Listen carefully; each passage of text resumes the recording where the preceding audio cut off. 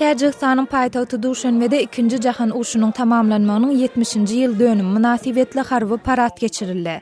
Bu harby paradyň çäğinde prezident Emomali Rahmon Sowet armiýasynyň düdüminde urşa gatnaşan 300 000 çemeti täjigiň hormatyna çykyş etdi. Şol täjigistanlylaryň takminan 90 000 sanysy helak bolupdy.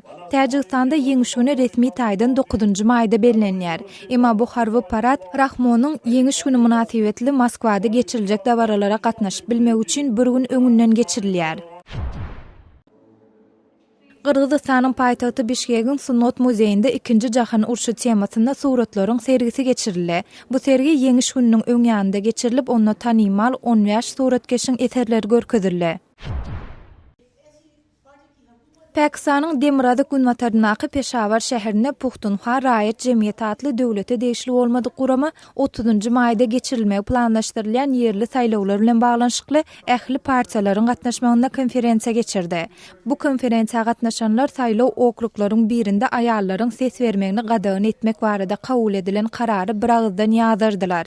2013-nji ýylda geçirilen parlament saýlawlarynda Haýber Puxtunhwa welaýatynyň bir näçe etrafynda denanlaryň ses bermegi gadagyn edilipdi. Gurun edilýän döwlete deýişli bolmadyk gurama denanlary ýerli gadagynçylyklara garamadan saýlawlara gatnaşmaga çağırdy. Siz Azatlyk radiosynyň şuňky täzelikler bilen tanış boldunuz.